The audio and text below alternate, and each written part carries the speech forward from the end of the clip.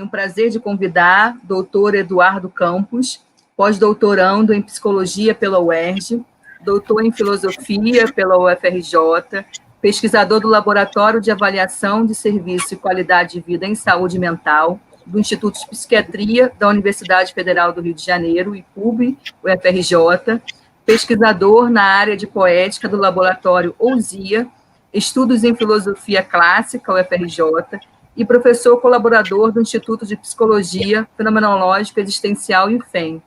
Seja bem-vindo, doutor Eduardo Campos, que nos apresentará a conferência Kierkegaard e o Sofrimento do Caminho. Janaína, obrigado. Está me ouvindo? Tá, né? Então, boa tarde. Sim, te ouvimos bem. Ok, boa tarde a todos. Antes de qualquer coisa, gostaria de agradecer à professora Rose Rosa o convite. E eu comecei a preparar o que eu ia falar e pensei em estabelecer alguns tópicos para depois seguir uma fala mais livre, mas acabou que os tópicos se transformaram em texto e eu fui meio que convocado a escrevê-lo e ele está aqui e eu vou proceder à leitura. O título dessa comunicação, dessa palestra é Kierkegaard e o Sofrimento do Caminho. O título soa estranho, pois não fala de um sofrimento que é no caminho, mas que é do caminho.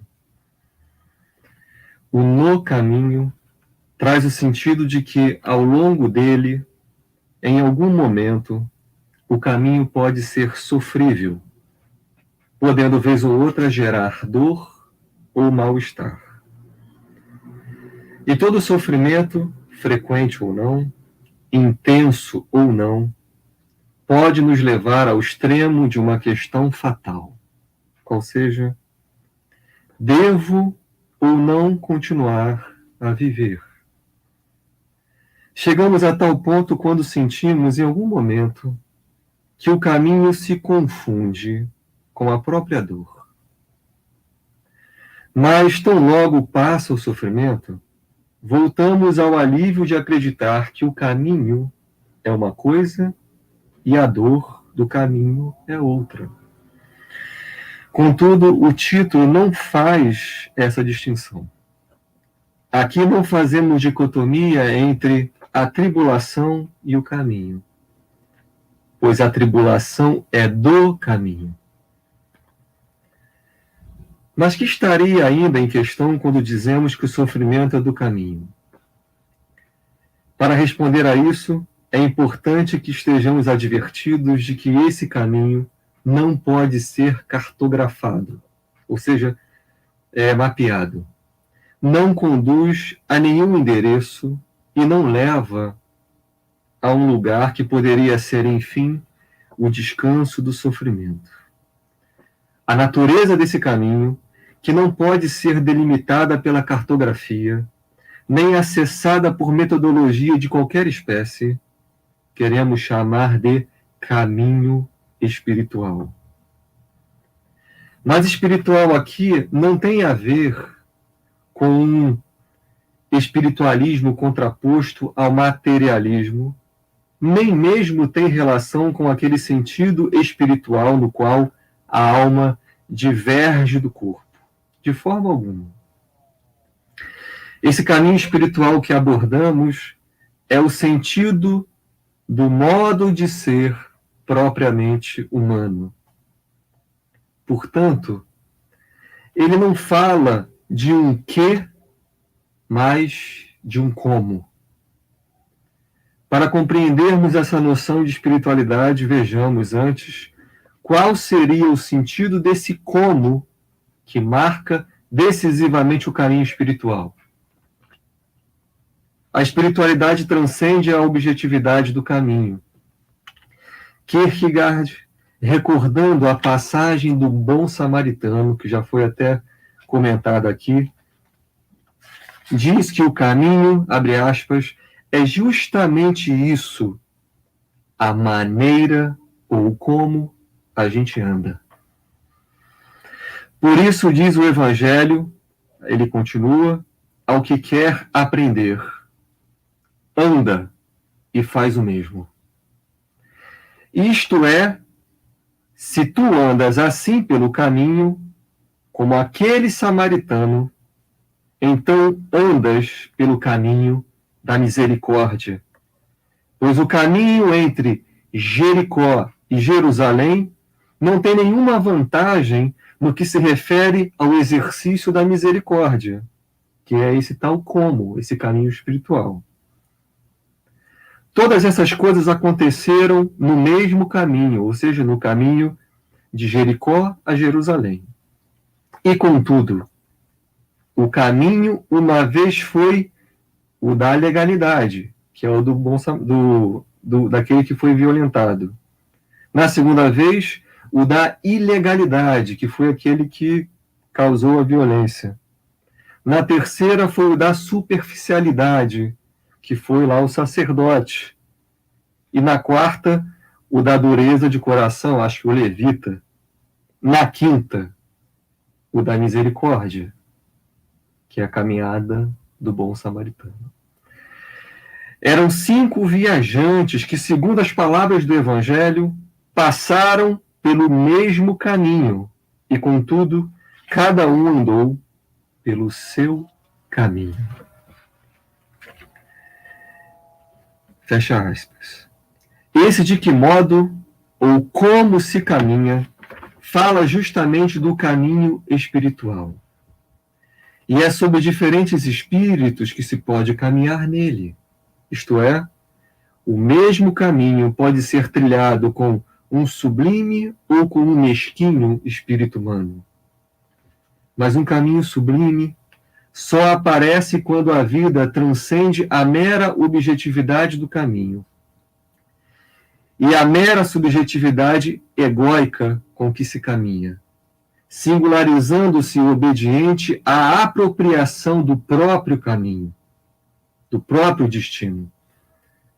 Trata-se, então, de um empenho de morte e vida, pois a existência acaba assumindo a dor e o risco que constitui o caminho de ser. E quanto mais a vida se destina ao caminho da apropriação de si mesma, menos ela olha para subterfúgios ao longo da via crucis que o corpo atravessa. Quanto menos subterfúgios, quanto menos desvios, mais e mais o caminho se torna o próprio sofrimento. E é por essa razão que o sofrimento é do caminho, porque o caminho é do sofrimento. Dizer que o sofrimento é no caminho insinua que o sofrimento é uma coisa e o caminho é outra. Sugere que, ora, esse caminho pode ser sofrível, apertado, ora não. Parece indicar assim que é preciso ter um pouco de paciência para que possamos passar pela tribulação que se dá apenas no início, mas que depois passa. Mas se estivermos perfeitamente ajustados ao próprio caminho, é um engodo achar que, abre aspas, aos pouquinhos vai ficando mais fácil no caminho estreito, que ele seria apenas apertado no seu início. Dá-se justamente o contrário. Vai ficando cada vez mais e mais apertado. Fecha aspas. A dor é a marca da caminhada, por excelência espiritual. De forma que, quanto mais dentro, ajustados ao próprio caminho, trespassados por ele, mais apertado o sentimos. Estranhamente, é a tribulação que autentica o caminho a seguir. Abre aspas, se a tribulação é o caminho, diz Kierkegaard, é sinal de que se está no caminho certo. Fecha aspas. Mas de onde nasceria essa certeza? Ela nasce precisamente da identidade entre o caminho e o sofrimento. Para desfazer qualquer possibilidade de separação, Kierkegaard diz, abre aspas, não é o caminho que é apertado, mas é o aperto que é o caminho. Fecha aspas. Esse pensamento é inegavelmente intolerável para o senso comum, sobretudo para as instituições religiosas que, ironicamente, se mostram como os bastiões da espiritualidade religiosa. Pois, afinal de contas, o sofrimento é no caminho, ou seja, a tribulação que acontece vez ou outra ao longo do caminho é aquilo do qual o discurso religioso quer nos libertar. Porque supõe que o sofrimento é apenas uma estação na jornada da vida. Portanto, a saída do sofrimento que a religião, ou mesmo a ciência, quer oferecer é apenas uma forma, se considerarmos Kierkegaard, de desviar-se do caminho a seguir. O que seria também, se bem compreendido, apenas um modo de apequenar-se espiritualmente na caminhada. Se o samaritano se desviasse daquele que estava caído no chão, desviar-se-ia de um possível caminho apertado, de um sofrimento no caminho. Passar ao largo, desviando-se da tarefa, aliviaria certamente o samaritano da tribulação, mas amesquinharia sua caminhada espiritual. A identidade entre tribulação e caminho é tão estreita que Kierkegaard chega a dizer, abre aspas, mas dado que a tribulação é o caminho, então a tribulação não pode ser retirada sem que se retire o caminho. E aí não poderia haver outros caminhos, mas tão somente desvios. Fecha aspas. A sonhada ausência de sofrimento condiz apenas com desvios que podem nos apequenar o espírito.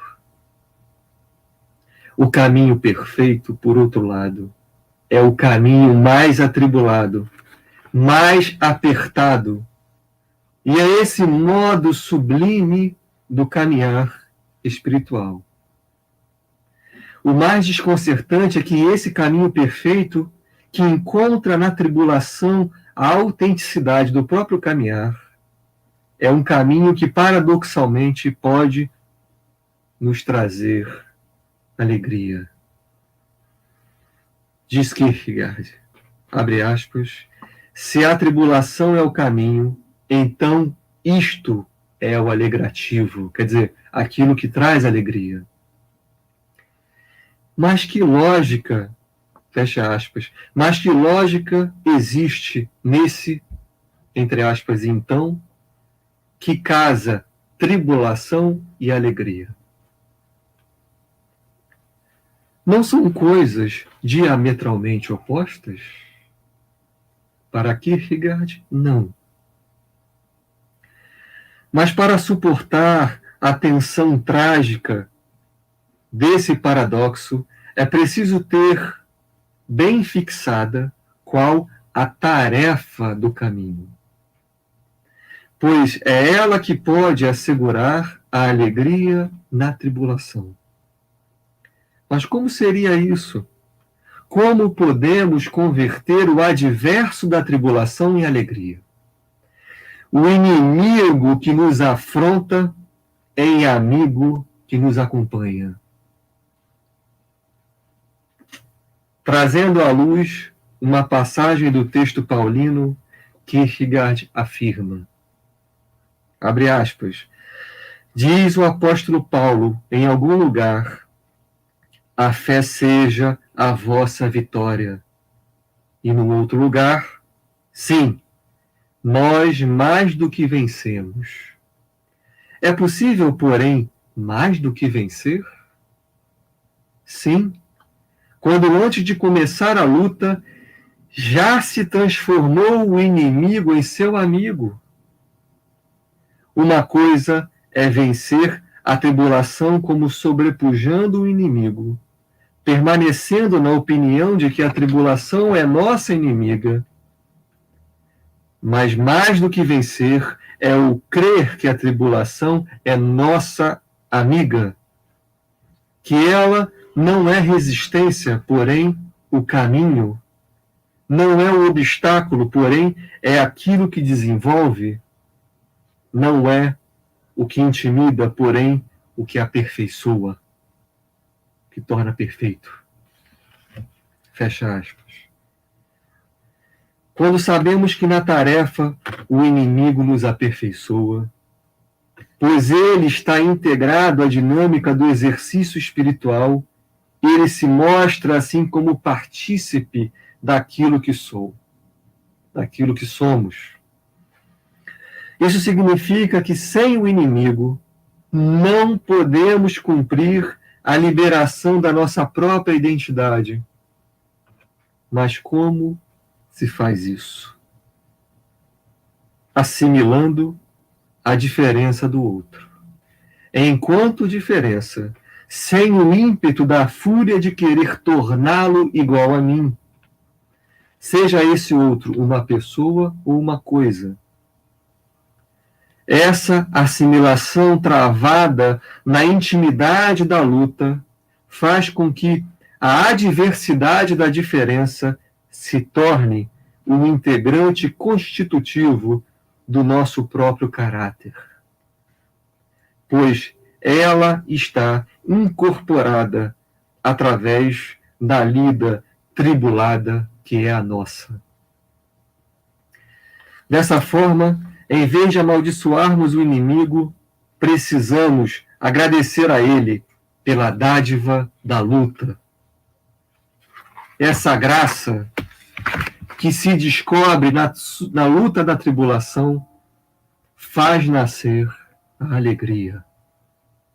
Por isso ele diz, abre aspas, a tribulação é o caminho e isso é o alegrativo, aquilo que traz alegria. Fecha aspas. O desânimo que advém da tribulação se deve a uma tarefa que não está bem fixada, ou quando não é possível descobrir na tribulação o paradoxo de um adversário amigo. E assim, um desalento pode elaborar a famigerada pergunta: será que a vida vale a pena? Esse que se pergunta se vale a pena está perguntando se vale ou não o sofrimento. Por exemplo, de apanhar gravemente na luta pugilística ou de perder um dedo necrosado quando se escala o Everest.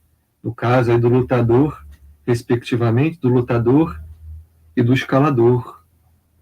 Ambos, o lutador e o alpinista, cada qual a seu modo, estão vivenciando uma tribulação, pois se encontram nas agruras do próprio destino de ser.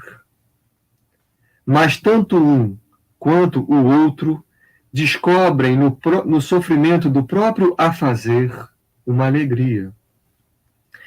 O lutador pode, no futuro, ficar demenciado por ter sofrido tantos traumas no crânio.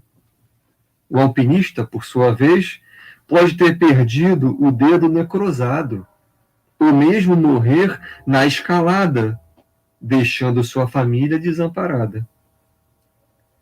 Mas se eles passaram ou estão passando pela tribulação que constitui o caminho de ser, no aperto como o caminho, o viver valerá o sofrimento. Pois nas palavras de Pessoa, abre aspas, tudo vale a pena se a alma não é pequena. Ó mar salgado, diz Pessoa, quanto do teu sal são lágrimas de Portugal. Por te cruzarmos, quantas mães choraram, quantos filhos em vão rezaram, quantas noivas ficaram por casar, para que fosses nosso, ó mar. Valeu a pena, tudo vale a pena se a alma não é pequena. Quem quer passar além do bojador, tem que passar além da dor. Deus, ao mar, o perigo e o abismo deu, mas nele é que espelhou o céu. Fecha aspas. Mas, se tudo vale a pena, se a alma não é pequena, a pergunta que precisamos então fazer ao poeta é: que é ser grande? Que é ter uma grande alma para que tudo possa valer a pena? A pena da terrível tribulação. E mais ainda, que é passar além do bojador? Sobre a primeira questão, é Ricardo Reis, heterônimo de Pessoa, que pode nos ajudar a respondê-la. Ele diz, abre aspas, para ser grande, ser inteiro. Nada teu exagera ou exclui. Sê todo em cada coisa, põe quanto és, no mínimo que fazes. Assim, em cada lago, a lua toda brilha, porque alta vive. Fecha aspas. A grandeza da alma, que faz com que a tarefa possa valer a pena, tem a ver com a integridade da vida, com a inteireza do coração. E é por isso que Ricardo Reis diz: ser inteiro. Depois disso, podemos inferir, a partir da passagem seguinte, que toda grandeza é um gesto que integra ser e fazer. Abre aspas, põe quanto és no mínimo que fazes. Fecha aspas. Cumprindo essa inteireza, a vida resplandecerá como na alegria lunar, descrita pelo poeta, abre aspas, a lua toda brilha, porque alta vive, fecha aspas.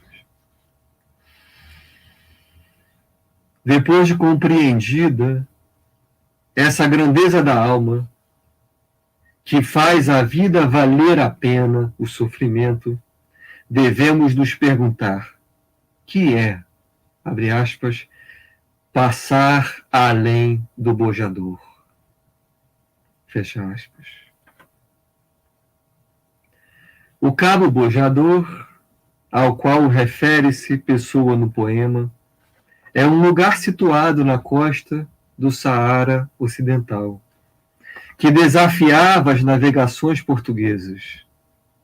Até o século XV, era uma região desconhecida e temida, da qual surgiram, permeando o imaginário popular, lendas que justificavam o desaparecimento de embarcações que tentavam contornar a sua costa. O Cabo Bojador era um caminho de medo e um grande desafio para as navegações portuguesas. O medo é um modo de ser da espiritualidade humana. É um caminho espiritual. Mas a estreita relação entre o bojador e o medo não fazia do pavor humano o único caminho espiritual possível.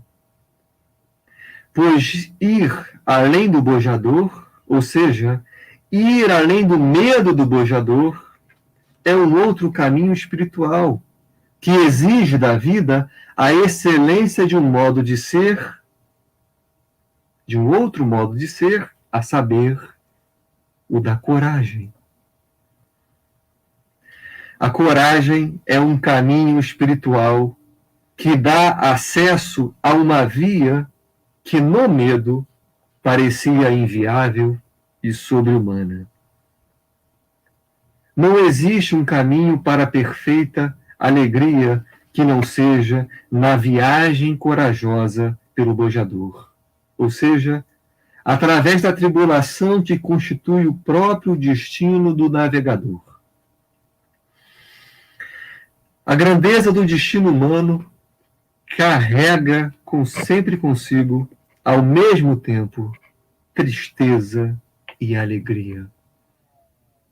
Por isso Pessoa diz, abre aspas, Deus ao mar o perigo e o abismo deu, mas foi nele que espelhou o céu.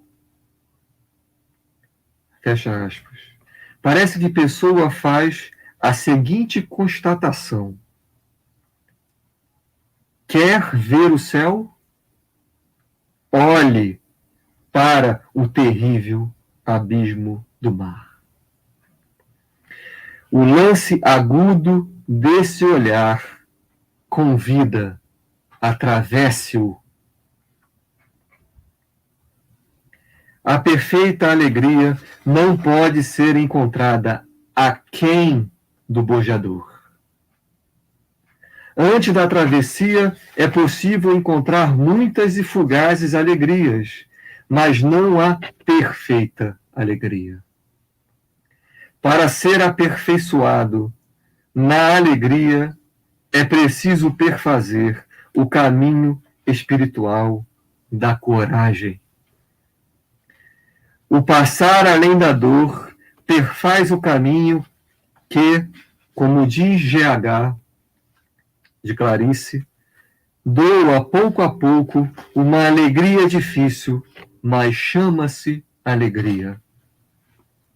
Essa alegria difícil é o caminho espiritual que se conquista na coragem de ser, na travessia do próprio caminho. Aliás, passar além da dor não é passar sem dor. A dor, que é a própria vida, é o que nos envia com retidão e excelência ao próprio caminho espiritual. A fixação da própria tarefa, que já se insinua convidando ao caminho, é o enlace que apreende o adverso sob o nó da amizade. Isso jamais anestesia a dor, mas faz com que a dor seja transfigurada na esperança de uma alegria difícil. Por isso, a vida, quando se quer inteira, através dessa difícil alegria, ela não se mostra como gesto que oferece uma dádiva, nem como o altar que recebe a oferta, pois na tribulação do caminho, a vida é ela mesma, a própria oferenda inútil. Pessoa, confirmando a necessidade dessa oferta, diz, abre aspas, não conto gozar a minha vida, nem em gozá-la penso, só quero torná-la grande, ainda que para isso tenha de ser o meu corpo e a minha alma a lenha desse fogo. Fecha aspas. Alguém que ouve este palestrante pode estar dizendo ele e seu filósofo deliram. Mas antes de qualquer acusação, é preciso dizer: o sofrimento do caminho não é o sofrimento causado por esta ou por aquela dor. Mesmo na perfeita alegria, todas as dores continuarão doendo.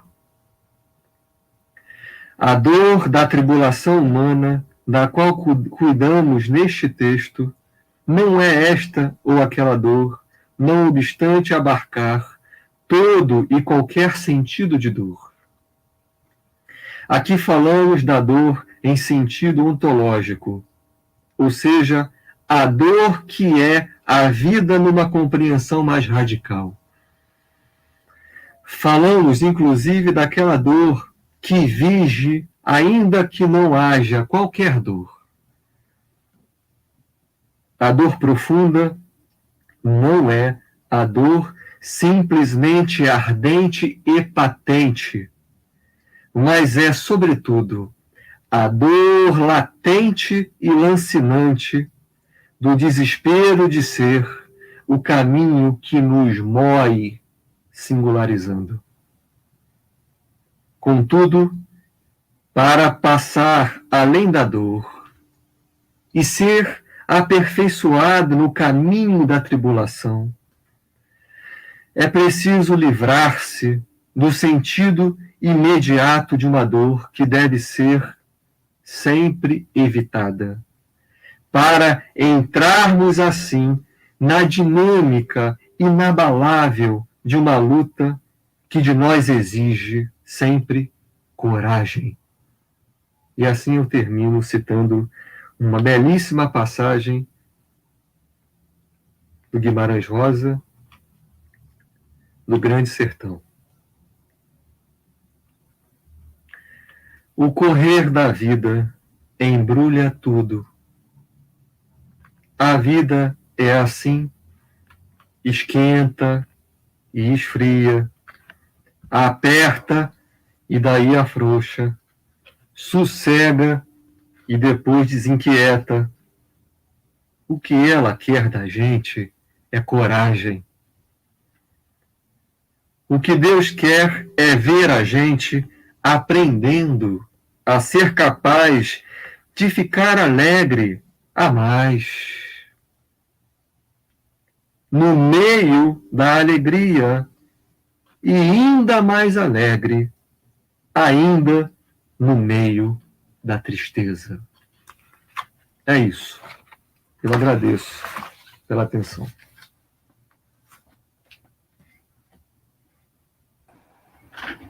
Agradecemos ao doutor Eduardo Campos pela sua maravilhosa fala, reflexiva. Agradecemos a sua disponibilidade por ter aceitado o nosso convite e que hoje nos trouxe um novo olhar sobre a parábola do samaritano, sobre os 5 viajantes e cada um num caminho, né? Eu me lembro da sua fala inicial sobre a diferença do no caminho para o do caminho. E me fez lembrar a sua fala também, a carta aos Romanos, que diz que as tribulações produzem perseverança, perseverança produz caráter aprovado e produz, assim, esperança, né? O samaritano, ele não desviou do caminho, né? As tribulações e as dificuldades, elas não podem ser retiradas do caminho. Esse é o nosso caminho, né? Muito obrigada por falar-nos hoje do sofrimento, do caminho, a tarefa do caminho para transformar essas adversidades em alegrias. Gratidão pela sua fala, pela sua disponibilidade, por esse momento que compartilhou conosco. Eu que agradeço. Obrigada. E continuando com esse evento...